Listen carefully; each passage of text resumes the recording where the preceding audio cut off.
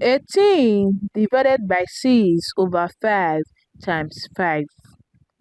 5 into here 1, 5 into here 1. Then we have 18 divided by 6.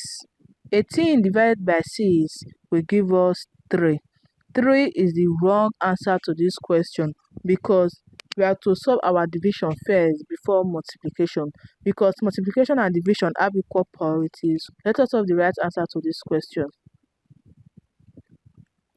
First of all, we have to solve 18 divided by 6 over 5 using KCF. K stands for keep, C stands for change, and F stands for flip. We are going to keep our 18, change division to multiplication, then flip 6 over 5 to 5 over 6 times 5. 6 into here 1, 6 into here 3. Then we are left with 3 times 5 times 5. 3 times 5 will give us 15. Then we have 15 times 5. 15 times 5 will give us 75. 75 is the right answer to this question.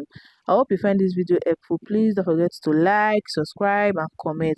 Thanks for watching.